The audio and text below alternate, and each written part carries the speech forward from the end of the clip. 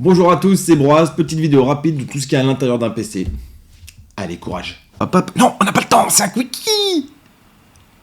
Alors, il y a quoi à l'intérieur d'un ordinateur? Je vais essayer de vous expliquer très rapidement ce qu'il y a dedans, comme ça on va pouvoir aller plus vite sur les prochaines vidéos. En gros, que ce soit un PC fixe ou un PC portable, voire même un téléphone, dans certaines mesures, il y a plus ou moins toujours la même chose dedans, c'est toujours composé de la même manière. Tout démarre avec un PCB qu'on appelle la carte mère chez les ordinateurs. C'est ce truc qui est de couleur verte.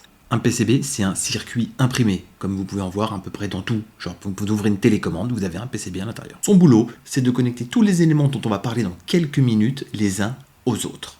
En gros, ils auraient tout pu faire avec des petits câbles, mais c'est quand même plus simple d'avoir mis un truc bien rigide. Le nom, du coup, de ce PCB-là, dans un ordinateur, c'est la carte mère. Et comme une maman, c'est important, on n'arrête pas de vous le dire, la carte mère, c'est important aussi. Alors, pour faire simple, on va démarrer directement la liste à partir de maintenant. Je vais plutôt utiliser le sens physique des éléments plus que vraiment un sens intelligent. On fait ce qu'on peut avec ce qu'on a. Bon, alors pour commencer, vous n'êtes pas plus bête que la moyenne, il faut une alimentation. En gros, sans alimentation, il se passe rien, strictement rien.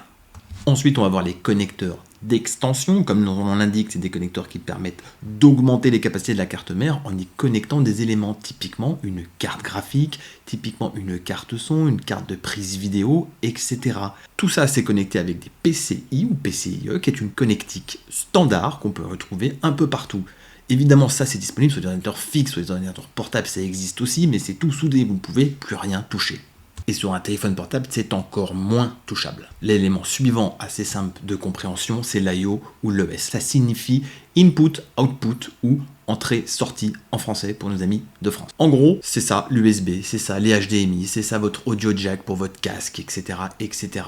C'est lui qui va vous permettre de connecter des objets à votre carte mère qui ne sont pas directement sur la carte mère et que vous n'avez pas envie de faire passer par du PCIe. Ensuite, on a la pile CMOS. En gros, la pile CMOS, c'est juste une pile qui permet de faire fonctionner une petite mémoire qui va se souvenir des configurations essentielles de l'ordinateur, à savoir l'heure, la date, et les choses comme ça, ainsi que les configurations que vous avez mises sur votre processeur, sur vos différents éléments de l'ordinateur.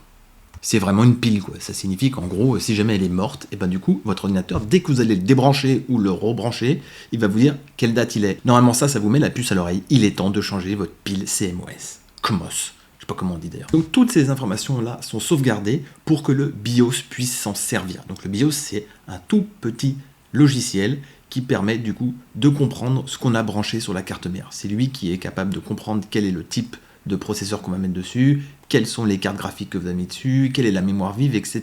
etc. Le BIOS, c'est le logiciel de base. Il est accessible dans la majorité des ordinateurs en appuyant sur la fonction F4, F6, F12 en fonction des marques. C'est plus ou moins joli d'ailleurs à voir comme interface, donc à tester au moins une fois pour que vous puissiez rentrer dedans et voir à quoi ça ressemble. Mais faites attention de rien trop modifier, parce que vous risquez de regretter ça après. Je dis ça pour les gens qui ne savent pas trop ce qu'ils sont en train de faire. Pour les autres, faites comme vous voulez, quoi. Je ne suis pas votre mère. Ensuite, on va avoir la carte son. La carte son dont le nom peut être aussi le DAC, c'est le Digital Analog Converter. Comme son nom l'indique, ça rend tout ce qui est analogique digital et tout ce qui est digital analogique. Ça vous permet par exemple de capter le son de votre micro, ce que je suis en train de faire actuellement, ou par exemple d'entendre le son dans votre casque. Et c'est grâce à lui que c'est possible. Alors c'est pas un élément essentiel d'un ordinateur, c'est pas un élément obligatoire, mais c'est quand même mieux d'avoir du son. La raison pour laquelle elle est un peu éloignée du reste de l'ordinateur, c'est qu'elle est assez sensible à toutes les émissions électriques que peut faire la carte mère. Du coup, c'est pour ça que généralement c'est bien isolé et que c'est un peu plus loin du reste. Alors oui, comme je vous l'ai dit tout à l'heure, vous pouvez rajouter une carte son sur vos ports d'extension, mais ça c'est plus pour les gens qui ont des besoins pro, et à partir du moment où vous ne vous posez pas la question, c'est que vous n'en avez pas besoin. Autre connecteur, lui du coup bien plus important, sont les connecteurs SATA, ou les connecteurs M2 ou M2 NVMe. C'est ce qui vous permet de connecter vos SSD et vos disques durs à votre ordinateur. C'est de là d'où vient le stockage de votre ordinateur. Encore une fois, sur l'ordinateur portable, souvent vous pouvez modifier cet élément-là, mais c'est pas toujours le cas. C'est plutôt le cas sur les hauts de gamme. Sur l'entrée de gamme, ça va être soudé, donc vous ne pourrez pas le toucher. Mais voilà, c'est pour info.